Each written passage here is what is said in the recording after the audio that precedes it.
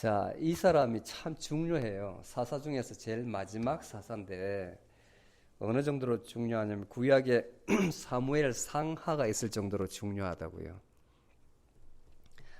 이분이 한 역할이 이스라엘의 왕국을 세우는데 격한 하나님의 대언을 받은 자로서 굉장히 중요해요. 사무엘이. 이분은 세 가지의 직분을 가지고 있는데 첫 번째가 선지자입니다. 선지자. 여기 보면 여기 프로핏하고 시어라는 말하고 차이가 있거든요. 요 선지자는 말은 나비브라고 해요. 나비브. 말이 틀려요. 이거는 하나님을 대신해서 말하는 자 이렇게 이야기하고, 그 다음에 선견자라는 것은 앞일을 미리 보는 자를 선견자라 해요. 선견자. 그래서 나비브의 원조는 아브라함으로 봅니다. 아브라함. 다음 next. 그 다음에 사무엘은 또 제사장이죠. 제사장. 여기 보면 부르는 사람과 사무엘이 있었는데 그들이 여호와를 불렀더니 주께서 응답하셨다. 하나님께 제사 드리는 업무를 주관하는 게 제사장이죠. 다음 그 다음에 사사입니다. 사사. 마지막 사사. 판관이죠. 판관. 그리고 다음 여기는 중요한 것이 아니고 이제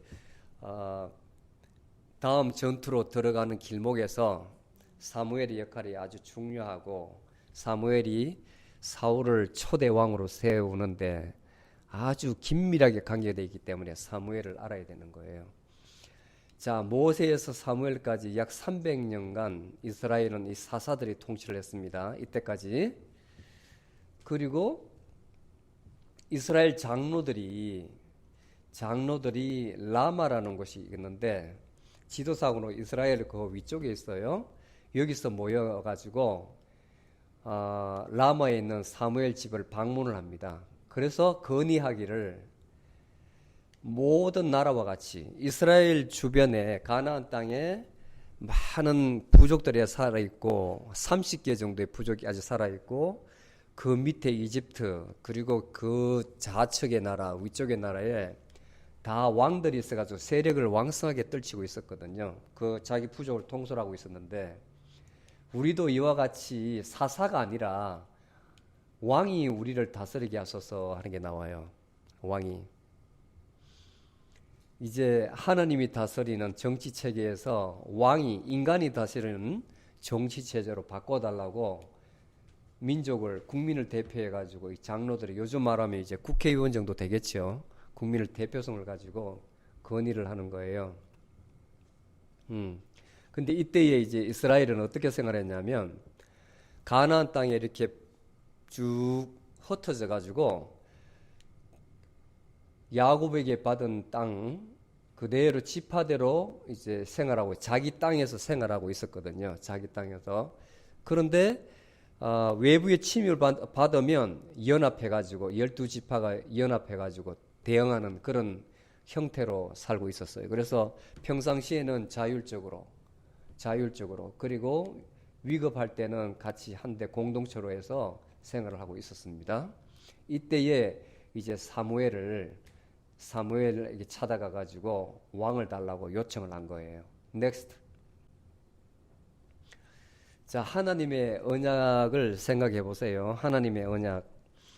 특히 이제 사무엘 하에 보면 7장에 그 언약이 상당히 중요한데, 이 언약이라는 게 커버넌트, 프라미스하고는 좀 다른 개념이에요. 굉장히 신적인 약속인데, 왜냐하면 사람이 한 맹세 같은 오스라잖아요.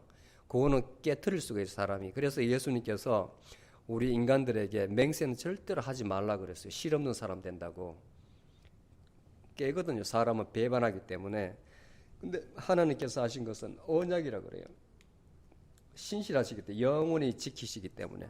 하나님께서 한번 내뱉은 말씀은 faithfulness, 아주 신실하세요. 변함이 없어요. 깨트리질 않아요. 그런데 너희들이 아브라함에게 이제 맺은 언약이 뭐냐면 밖으로 데리고 나가가지고 저 하늘의 별들을 보라. 너의 후손들이 저와 같을 것이다. 그리고 바다에 있는 그 모래와 같이 무수할 것이다고 약속을 맺거든요. 약속을.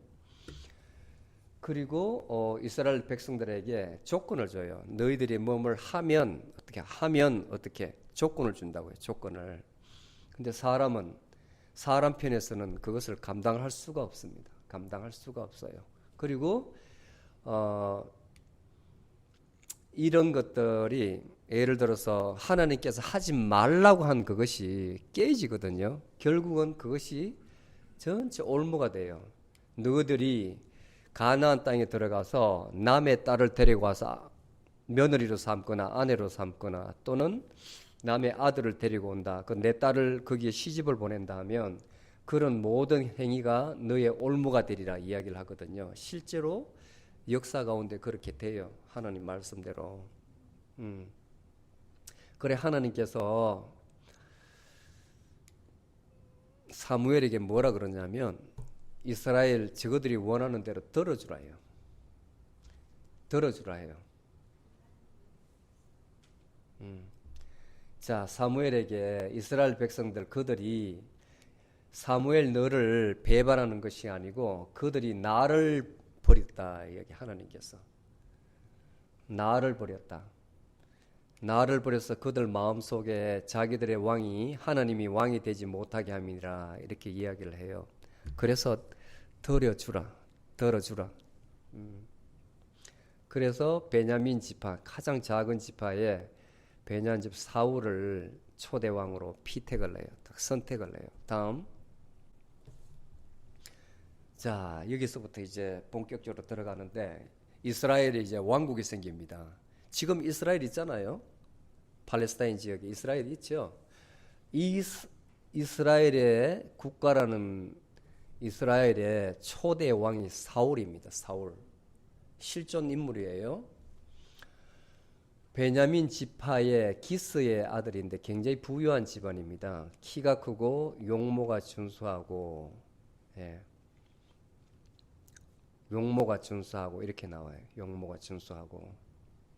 그 다음에 아내는 아히노암이고 자녀는 요렇게 있고 요나단, 말기스와 아비나답이 있는데 이 아버지 사울과 요나단, 말기스와 아비나답이 참 제가 이 글을 쓰면서 가장 마음이 아픈 대목이 바로 이 대목이었는데 그 길보아 산에서 너무 비참하게 죽어요. 비참하게 블레셋 군들한테 이제 보게 될 텐데 사울 자신도 그냥 제가 아픈 것 같더라고. 그 상처가 너무 아프고 적들에게 잡혀가서 굴욕적으로 죽는 것보다는 스스로 자결을 하는데 칼을 세워놓고 엎어져 가지고 죽거든요.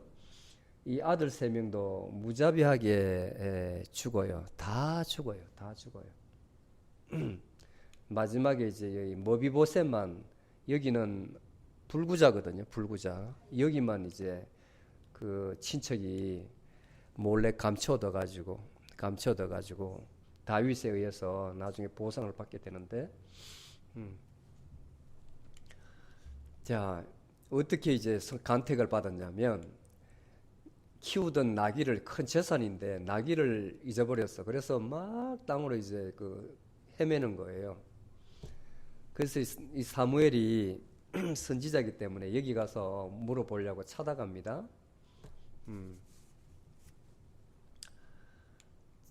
자, 찾아갈 때 보니까 범상치 않거든요. 사무엘이 이건 왕이 아니고 사울이었는데 단지 사울이었는데 많은 무리들이 이제 선지자들이 모여가지고 기도를 할 때에 다 이렇게 예언을 해요. 예언을 라마라는 곳에. 근데 사울도 그 성령에 사무쳐가지고 사울도 막 예언을 한다고. 너도 그들과 함께 선지자들과 함께 예언을 하고 변하여 새 사람이 되리라 이렇게 이제 예언하는 데가 있거든요. 그래서 하나님의 지시를 받고 이 제사장 사무엘이 미스바의 사람을 모으고 사울을 왕으로 뽑습니다. 근데 일부 사람들은 아주 못마땅하게 생각해요. 왜냐하면 왕이라는 것은 다른 민족과 옆에 우리를 좀 쉽게 말하면 만만하게 보지 못하도록 막아주고, 그 다음에 전쟁도 잘하고 좀 다혈질적이고 뭔가 좀 기상이 있어야 되는데, 과연 이 사울이라는 인물이 되겠냐 하는 그런 세력이 있었다고요. 다음. 자, 암몬이 이제 쳐들어왔을 때 첫 번째로 이제 전쟁을 하게 되는데, 길랏 야베스가 지금도 이제 길랏 야베스가 있어요. 그 갈릴리 호수 우측편에 산지로 되어 있는데 땅은 요르단 땅입니다. 사람을 구하고 이제 길갈이라는 곳에서 40세의 왕으로 딱 즉위를 해요. 그래서 왕으로 오르자마자 군대부터 먼저 설치를 해요. 군대부터. 야, 사람들이 요구하는 것이 강한 나라를 원하는구나. 강한 장군 같은 왕을 요구하는구나. 그래서 군대를 조직적으로 만들어 가지고 전투에서 이겨야 되겠다. 그리고 우리 영토를 방위해야 되겠다. 그런 마음을 먹어요. 그 다음에 이제 왕이 된 사울이 블레셋과의 믹마스 전투에서 이겨가지고 이제 위상을 회복하게 되는데, 이제 우리가 살펴볼 것은 믹마스 전투입니다. 믹마스 전투. 그 다음에 이때에 이제 믹마스 전투가 일어나기 전에 이 사울이 큰 실수를 해요. 굉장히 큰 실수를 해요. 제사는 제사장만이 드리게 돼 있는데, 전쟁 전에 이제 희생 제사를 드리는데 이 사무엘이 사울한테 길갈에서 일주일 동안 기다리라고 했어요. 그런데 블레셋은 막 치들어오지, 사람들은 아우성이지. 그러니까 인간적인 마음으로 사무엘을 대신해가 본인이 희생 제사를 드려요. 사울 왕이. 그러니까 이 사무엘이 크게 한탄을 하고, 왜 그런 큰 실수를 하셨냐고, 이 왕이시여. 그래서 하나님께서 당신의 왕권 폐지하고 당신 후손들도 당신의 위를 잊지 못하게 할 것이다. 이렇게 이제 고지를 합니다. 고지를. 그리고 두 번째 실수는, 이 전쟁이 끝나고 나서 금식을 선포를 하는데 이게 또 올무가 돼요. 이걸 어긴 첫사람이 자기 아들 사랑하는 장남 요나단이 어기게 됩니다. 요나단이. 그런데 왕의 명령을 어기면 죽인다 그랬거든요. 죽여야 되는데 사람들이 반대를 함으로 살려줘서 결국 왕권이, 본인의 위상이 낮아져요. 말의 권위가 약해진다고. 다음. 자, 그리고 또 아멜렉과의 전쟁에서 세 번째, 아멜렉과의 전쟁 하나님 말씀을 어겨요. 왜냐하면 남자고 여자고 아이기고 그 다음에 가축들 중에 좋은 것이고 가리지 않고 다 죽여라 하거든요. 다 죽여라 하거든. 그런데 다른 것은 다 따라 했는데 소나 양이나 염소나 보니까 살찌고 통통한 거 있잖아요. 전리품. 병사들은 전쟁에서 사기가 축전하려면 뭘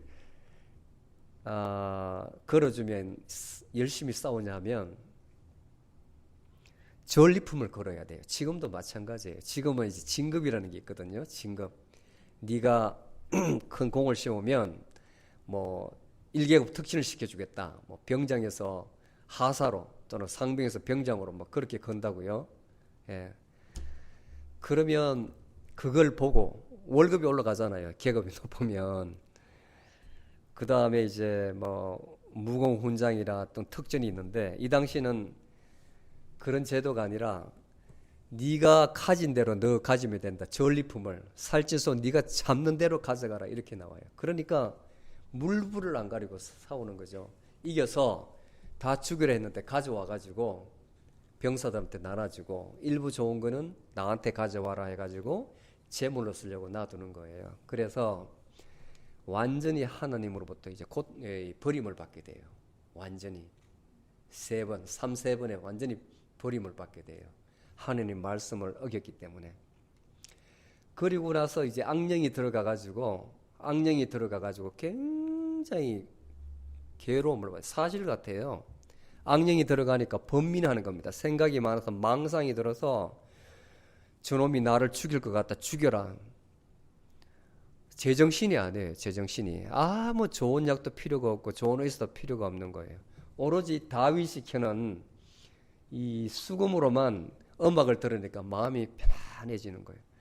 근데 다윗이 24시간 365일을 악기를 켤 수 있습니까?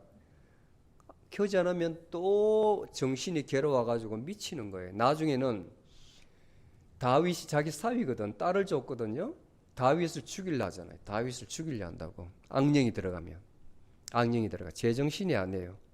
그러니까 나중에 전쟁 전에 길보아산에서 전쟁할 때, 그러니까 이스라엘 꼴짝인데 전쟁할 때에 악령이 들린 사람 찾아간다고. 자기가 찾아간다고. 사무엘 그 귀신을 불러올리려고. 다윗을 막 죽이려고 그러죠. 다윗을 죽이려고 그러죠. 봐요. 제정신이 아니니까 제사장을 85명을 죽여버리고 짐승 하여튼 굉장히 잔인해져요. 옛날의 사울이 아닙니다. 하나님의 영이, 정상적인 영이 떠나니까 제정신이 아닌 거예요. 아, 여기 나오네요. 이제 블레셋과 전쟁을 앞두게 돼 있는데 완전히 미쳤어요. 신내린 여인을 찾아가는 겁니다. 신내린 여인을 찾아가 변장을 해가지고 왕으로서 채통이 있으니까 밤에 신하 2명 데리고 몰래 이제 걸어서 가는 거예요.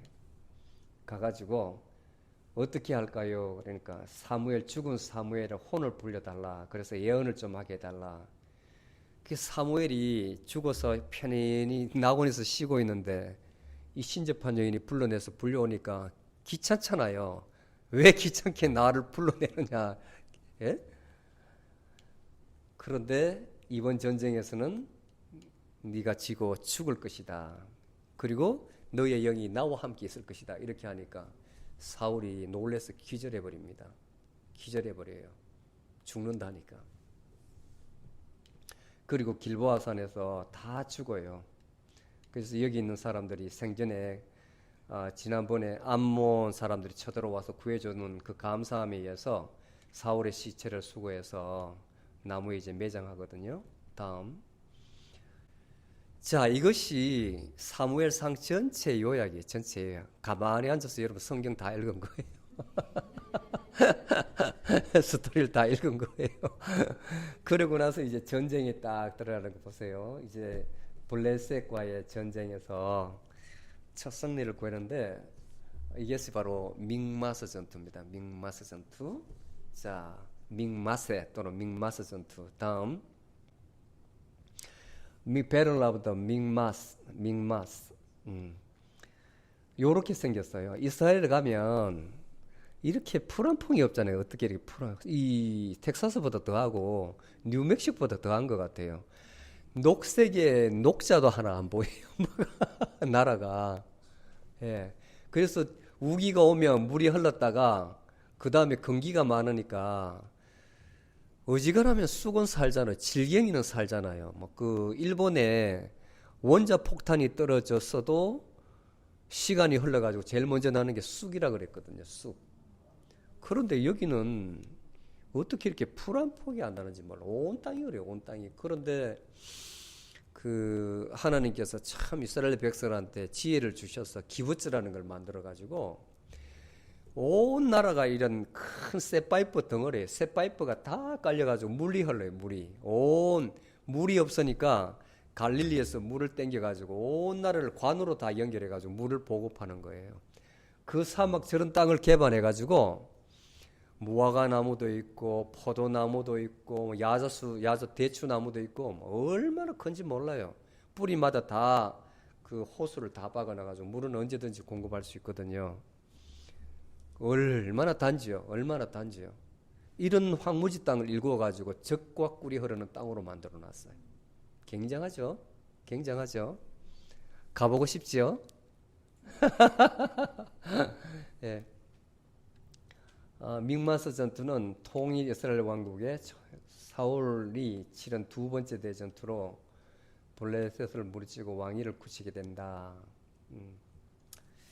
자, 이렇게 믹마스라는 곳이 이렇게 생겼습니다. 다음. 자, 보세요. 여기 물이 흘렀던 곳은 좀 파랗네, 그죠? 이렇게 보여요? 예.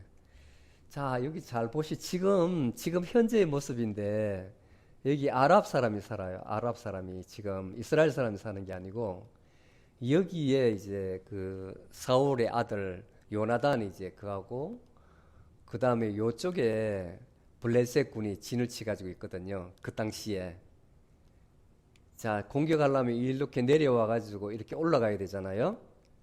예, 어떻게 싸우는지 한번 보세요. 지금은 이렇게 길도 나와 있고 지금 현재 이렇게 사람이 살고 있습니다. 예, 아랍 사람들이 살고 있어요. 여기가 게바라는 곳이에요. 게바. 여기가 믹마스고요. 머릿속에 잘 기억하세요. 다음.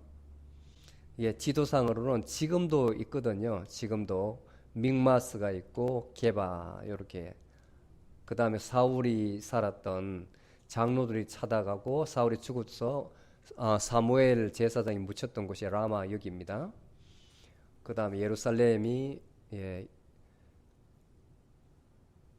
요 밑에 있겠고 여기는 기브온이고 예, 길갈이 여기 있고요. 제리코가 여기 있고 전부 다 현재 다 있어요. 현재 가면 다 있어요. 자, 다음 넥스트.